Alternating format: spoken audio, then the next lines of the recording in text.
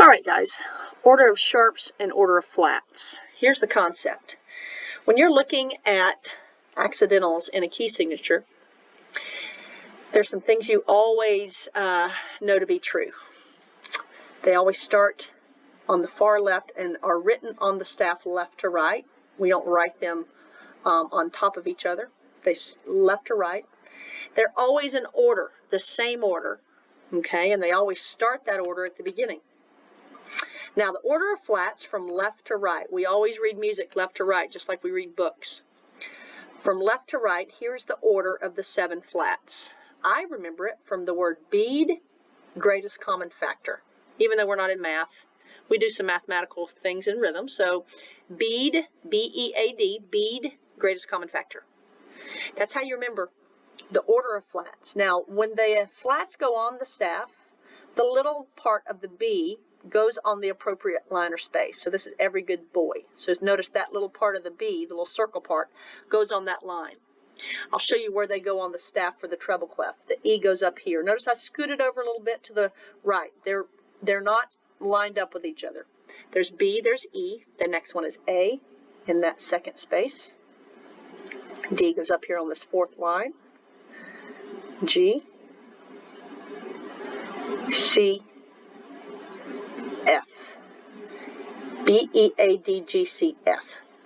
Now, in the order of flats, it looks very nice on the staff and symmetrical.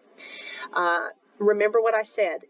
You have to go in order. You can't skip. You can't omit. If you have a key signature that has 1 flat in it, it cannot be a D flat.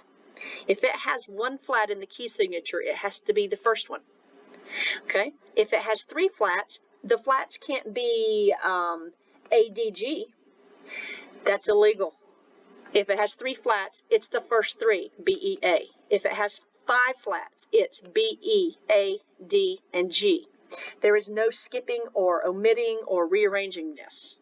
So if you had a key signature with 4 flats, that would be the 4 flats.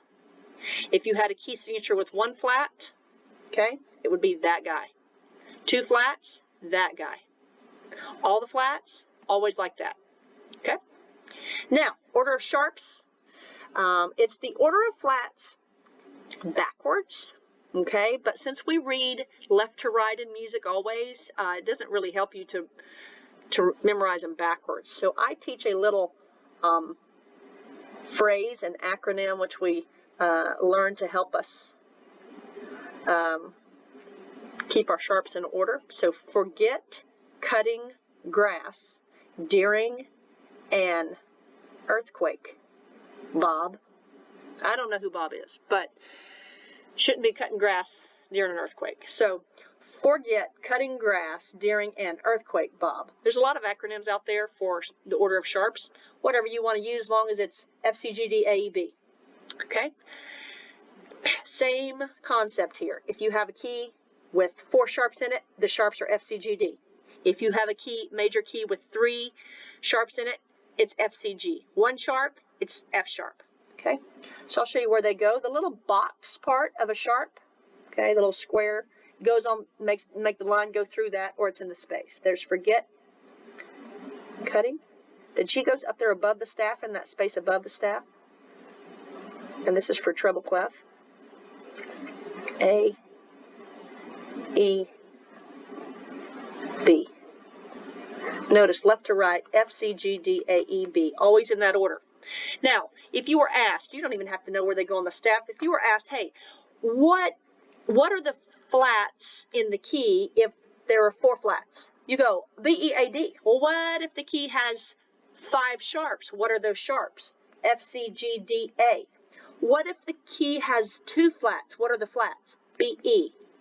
What if the key has 7 sharps? What are the sharps? F, C, G, D, A, E, B. What if it has 2 sharps? F, C.